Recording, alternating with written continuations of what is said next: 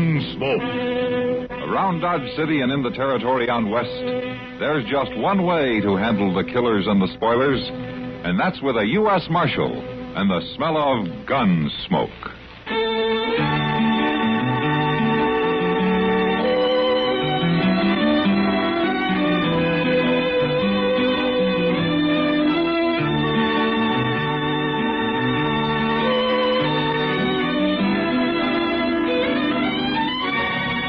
Gunsmoke, starring William Conrad. The story of the violence that moved west with young America. And the story of a man who moved with it. I'm that man. Matt Dillon, United States Marshal. The first man they look for and the last they want to meet. It's a chancy job, and it makes a man watchful. And a little lonely.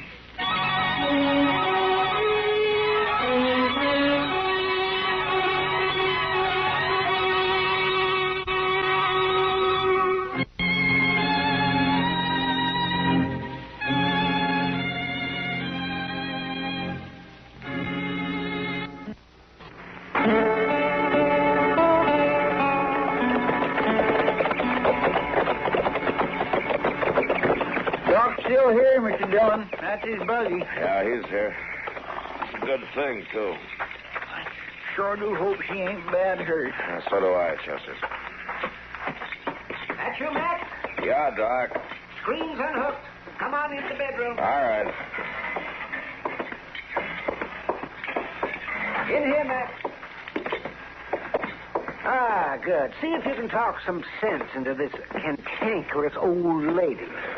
Well, I've known her for some years, and I've never been able to yet. How do you feel, Miss Larkin? Good enough to get up and get on with my chores, but this broken-winded old veterinary claims I got to stay in bed for a week.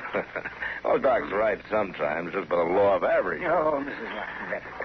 What have you been up to, Miss Larkin? Going in for bulldogging steers at your age? Oh, just a piddling little old accident. And the way you and Doc and Chester come running out here, you'd think you was all in my will. Well, you mean we ain't in it, man? Chester, it wouldn't do you no good if you was. I ain't going no place. I've got another good 20 years in me yet. Well, if you go around wrestling steers, you haven't. How'd it happen? Oh, that confounded breeding bull I bought last fall. Why, he's meaner than an acre of snakes.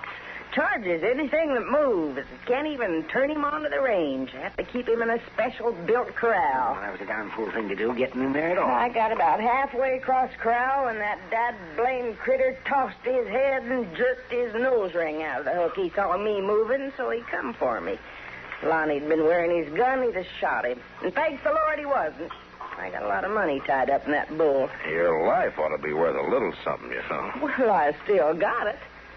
I made the fence before he hit me, and then he missed me with the horns. Just butted me some before I could reach the top rail and haul up out of the way. Well, I'll be as good as new this time tomorrow. Good as new. Good as new. Good as new, she said. Anytime an old wagon wheel hits a rock, Mrs. Larkin, it always leaves at least some of the spokes loose. You speak for yourself, you old billy goat. You're just itching to make a profit off my infirmity. Well, then at least you admit that you're hurt, Miss Larkin. I'll live to bury this old weasel. Oh, you're talking to a man in his prime, Mrs. Larkin. Prime. Well, I'm going to fetch some liniment out of the buggy. Now, don't you waller around and loosen those bandages. You got a busted rib, young lady. It's cracked some, maybe, but it ain't busted. Oh, he's a good doctor, confound him. But I sure enjoy plaguing him. Oh, Doc does some of that himself, Miss Larkin. Tell me how things been going around the place. Oh, they couldn't be better, Marshal. Except for this morning, of course, and that other little accident a couple of weeks ago. No, what other accident? Oh, his saddle girth broke on me, and I got sewed up in the North Meadow. Oh? Wasn't nothing, really. Way it turned out, I let on the feet, as usual. I'm pretty spry for an old woman. You're pretty lucky, too. I am lucky, Marshal. Things seem to work out for me, like Lonnie Wells riding in here and asking for a job. Oh, the day he come, I was just about at the end of my rope. How long's Lonnie been with you now? 5.5 months. And he's made it seem like a different world. After Ed died, I could go on because I still had my son. But 3 years ago, you remember, he was took from me, too. Yeah, I remember. That little Dan, I just didn't have no heart to go on living. Then Lonnie come. He straight took his place. Mm-hmm. Miss Larkin, where'd Lonnie come from? Oh, Texas, somewhere. Mm-hmm. Oh, he's a fine boy, Marshal. Just the age little Dan has been. Oh, he's like another son to me. Not just a hard hand. He's... Miss Larkin, you sure you're feeling all right? Yeah. I reckon I'm shook up more than I knew. Marshal, there's hot water on the stove, a box of tea on the shelf. Oh, well, I'll fix you some. Now, you just lie back there and take it easy. I'll give you a hand. I'm much obliged to you both. You still of the same mind, Mr. Dillon? Yeah. Well, that young Lonnie Welch is a shifty-eyed cuss if there ever was one. It's worse than just being shifty-eyed, Chester.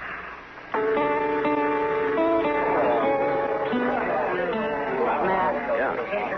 I want something real bad. Sure, lots of time. What do you want? That's the crazy part. I don't even know. No? I just... something. Something I don't have, I guess. Couldn't be spring fever, could it? It might. Except I felt the same way in the fall. Sometimes I think it's this country out here, Matt.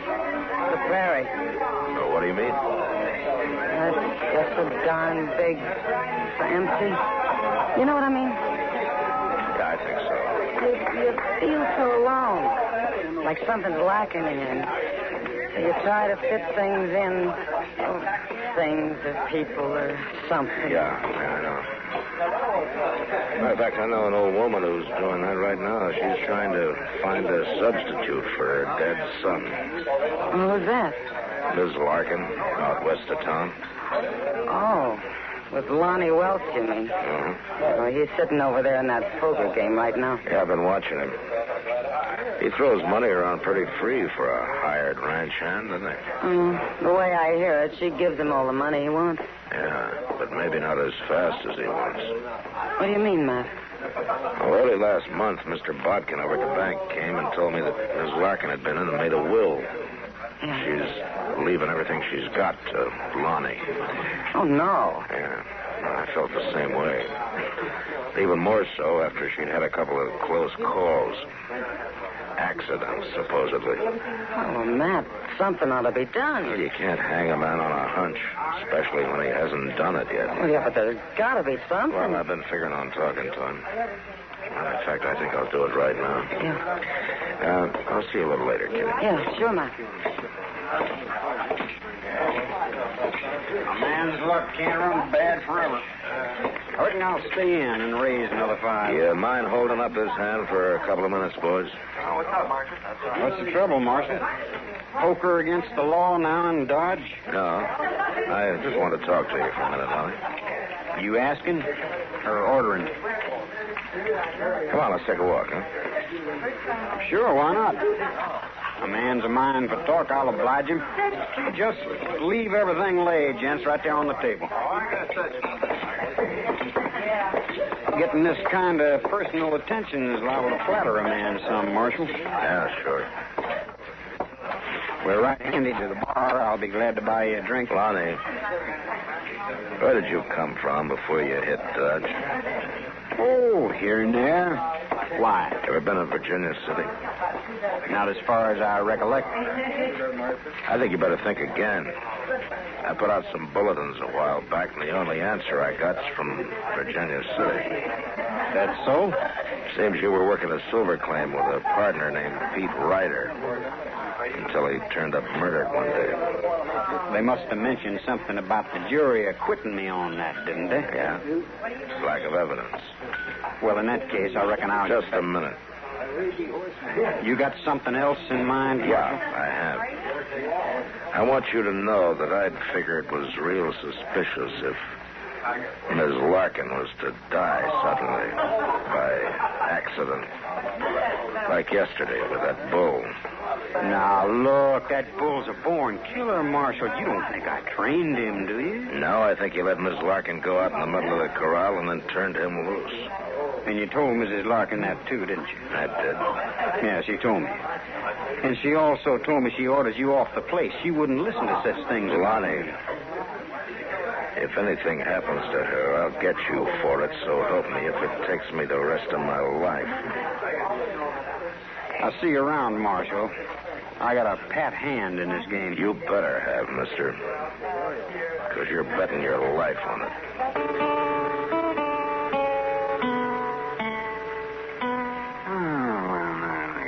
Doggone it, Matt. There's just no sense to the way you play checkers. Why do you say that, Doc? Well, you make some of the goddamnest moves out of it. Well, you're worse than Chester. Oh? Only time you beat me is when I let you do it, Doc. Well, then you're mighty generous-natured. Oh, look what you done, Matt. Look what you done there. You left one of your men just sitting there. You see that? Waiting for me to take it. So, you see? Yeah, I see. Well, there. All right, take another one, Doc. Well, if you want to give me the game... well, your move, man. Okay, Doc. Wait, listen now. What?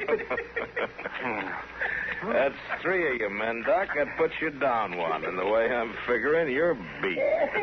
You're a generous teacher, too, ain't you, Doc? Oh, sure. That's how you do it. Yeah, you keep Chester talking like that so as to get my mind off the game. That's right, Doc. Yeah, you've got a mighty sneaky way of playing, if you ask me, too. Evening, gentlemen. Oh, how are you, Miles? Hello, Miles. Am I breaking in on anything important? No. Come on in. Come on. Well, I can't stay. I just wanted some information, Matthew. No? I thought you might be able to help me. Information about what? Well, at Mrs. Larkin's place out west of town, what do you figure it's worth? Oh, it's kind of hard to say. It's a good ranch, all right. Aye, that's what I was thinking. And, well, if a man could buy it. Gotta be something. Well, I've been figuring on talking to him. In fact, I think I'll do it right now. Before the end of the week. Who told you that? Well, a young fellow that worked for Mrs. Larkin. He let it slip this afternoon. Oh, he'd been drinking kind of heavy, I suppose. Otherwise, he wouldn't Do you know where he is now? Aye, well, somebody was saying he couldn't even make it back out to the ranch. He took a room at the Dodge House for the night. Chester, come on. Yes, sir. You think that I ought to make an offer for the place, Matthew? No, I wouldn't bother, Miles. Not just yet, anyway.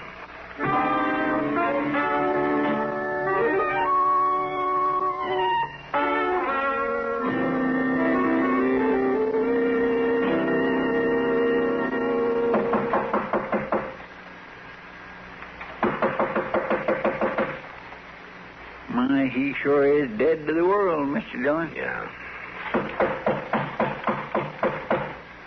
Blind drunk, the clerk said. Didn't want to be disturbed before noon tomorrow. Well, he's gonna be disturbed. Give me that pass key, Chester. Here you are. Thanks. I bet he's going to be madder than a wet hen being drug out of bed this way. Yeah, I'll bet he is. See if you can find the lamp and get it lit, huh? Yes, sir.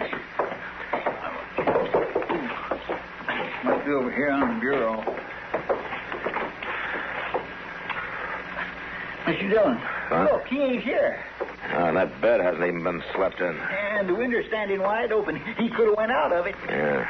Well, he's got a good start on us, Chester. Come on, let's get moving.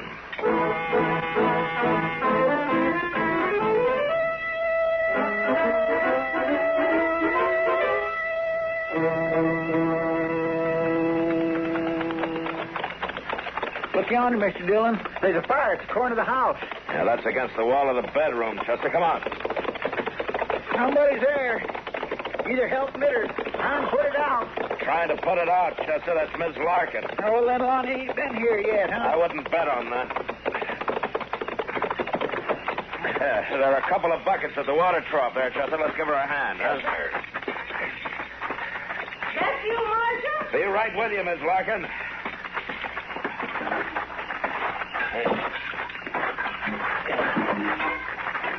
All right, you ready, Chester? Let's go. It don't look near as bad as I thought at first. Oh, she's about got it put out, I think. A little water here against the wall ought to do it. Right. All right, throw the other bucket in the same place, Chester. Yes, sir. Oh, now. Looks like that just about does it. We'll touch and go there for a while. We better watch it for a few minutes. Those embers might flare up again. That didn't do too much harm, looks like. Just burned the outside wall some. Yeah, it was mostly just trash burning. All piled up again in the house that way. What's the matter, Chester? Mr. Dillon, you smell coal oil? Yeah, I do. Miss Larkin, did Lonnie start this? How'd you know? Well, he made a big show of spending the night in town. We went over to the Dodge house, and he wasn't in his room. I don't know what it was woke me. But I looked out the window, and there he was. He'd piled brush against the wall and was just setting fire to it. Aimed for me to die right in my bed. Marshal, I guess I owe you an apology. You was right. I was wrong. Well, Lonnie's a smooth talker, Miss Larkin. Anybody might have been taken in. But he won't get far. We'll find him before sunup. I don't reckon that'll be much of a chore, Marshal, finding him. Oh? He seen me at the window, and he picked up a heavy chunk of wood and come into the house. When Lonnie opened the bedroom door and come for me at that club, I shot him. He's laying in there dead. Land's sake. Well, you got nothing to worry about, Miss Larkin. Any jury in the world would call it self-defense. I ain't worrying, Marshal.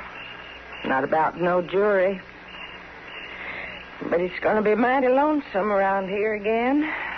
Without Lonnie on the place. No, I ain't going to like that.